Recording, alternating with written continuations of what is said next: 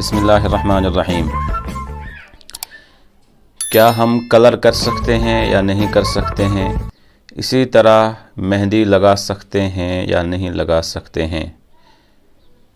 یہ سوال تھوڑا مبہم ہے۔ کس کے بارے میں یہ پوچھنا چاہتے ہیں؟ مرد کے بارے میں یا عورت کے بارے میں؟ عورتوں کے بارے میں اگر پوچھنا چاہتے ہیں تو عورتوں کو اختیار ہے، چاہے وہ مہندی لگائیں اور جس کلر کی لگانی چاہیں لگا سکتی ہیں۔ وہ کلر لگانا چاہیں، جس کلر کا لگانا چاہیں گی لگا سکتی ہیں۔ براؤن بھی لگا سکتی ہے، بلیک بھی لگا سکتی ہے، ڈارک براؤن بھی لگا سکتی ہے، نیچرل بلیک بھی لگا سکتی ہیں۔ ہر طرح کی مہندی عورتیں بالوں میں لگا سکتی ہیں۔ مرد کے بارے میں اگر یہ پوچھنا چاہتے ہیں تو پھر مردوں کے لیے وہ مہندی ہو یا کلر ہو، آپ بلیک کے علاوہ ہر طرح کا کلر لگا سکتے ہیں۔ آپ براؤن لگائیں، ڈارک براؤن لگائیں، اسی طرح سے کوئی اور کلر لگائیں سوائے بلیک کے، وہ آپ لگا سکتے ہیں۔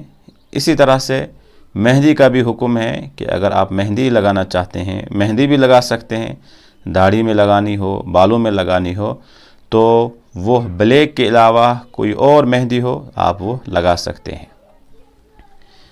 دوسرا سوال یہ ہے کہ ایک انسان اپنے مرحوم والدین کے لیے ایصال ثواب کرنا چاہتا ہے، کون کون سا عمل کر کے انسان والدین کو ایصال ثواب پہنچا سکتا ہے؟ وسیم عمران کشمیر سے۔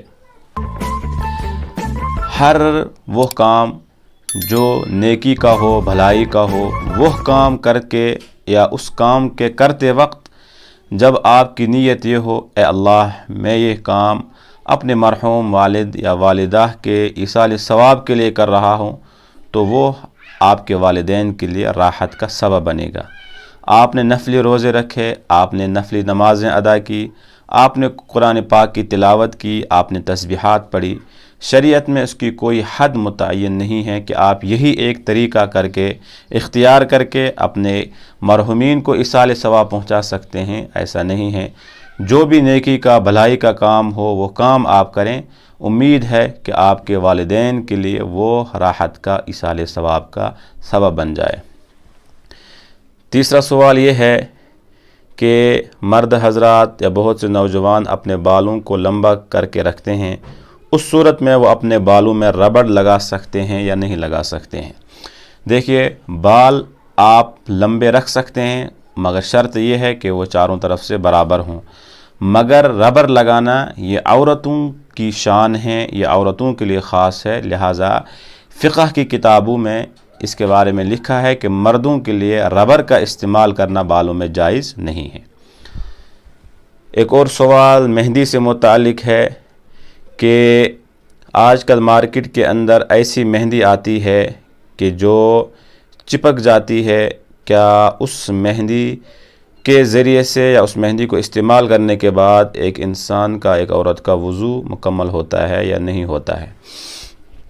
مہندی عموماً ہر طرح کی مہندی کے بارے میں یہ تجربہ ہو چکا ہے کہ مہندی کے استعمال کرنے کے بعد جب ہم مہندی اپنے ہاتھوں پر لگاتے ہیں عورتیں، تو پھر وہ مہندی ایسی نہیں ہے کہ جس سے انسان وضو نہ کر سکے۔ ہاں، خضاب کے بارے میں، کلر کے بارے میں کبھی کبھی شبہ ہو سکتا ہے، اگرچہ ایسا آج بڑا مشکل ہے کہ آج کل ایسے کلر بازار میں دستیاب ہے کہ جو پانی کے لیے رکاوٹ نہیں بنتی ہے۔ مہندی کے بارے میں تو یقیناً یہ کہا جاتا ہے کہ ہر طرح کی مہندی جو آپ استعمال کرتے ہیں، جب آپ نے مہندی لگائی پھر اس کو آپ نے دھو دیا تو اب آپ اس مہندی کے اوپر وضو کر سکتے ہیں، کیونکہ مہندی ختم ہو چکی ہے، اب اس کا صرف کلر بچا ہوا ہے۔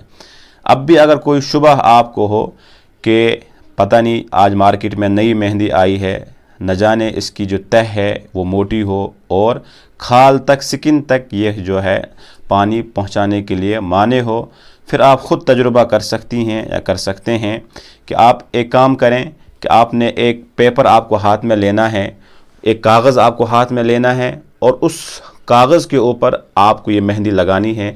آپ نے تھوڑی سی مہندی لگائی، پھر جب وہ مہندی سوکھ جائے اور اس کے بعد اب آپ پانی کا ایک قطرہ، 2 قطرے اسی سوکھی ہوئی مہندی کے اوپر آپ ڈال دیں گے اب آپ کو نیچے سے دیکھنا ہے کیا پانی کے جو اثر ہے گیلے پن کا وہ نیچے محسوس ہو رہا ہے یا نہیں ہو رہا ہے۔ اگر آپ کو کاغذ کے نیچے محسوس ہو رہا ہے پانی کا اثر، پانی کے اثرات، تو پھر آپ سمجھ جائیں کہ آپ اس مہندی کو استعمال کر سکتے ہیں۔ اگر مہندی لگانے کے بعد، سوکھنے کے بعد آپ نے پانی کے قطرات اس پر ڈال دیے، اب نیچے سے وہ اس کا جو تراوٹ ہے، پانی کا جو اثر ہے وہ نیچے ظاہر نہیں ہو رہا ہے، تو آپ سمجھ جائیں کہ اس میں آپ وضو بھی نہیں کر سکتے ہیں، غسل بھی آپ کو مکمل نہیں ہو سکتا ہے۔ پھر آپ اس مہندی سے احتراز کریں، پرہیز کریں۔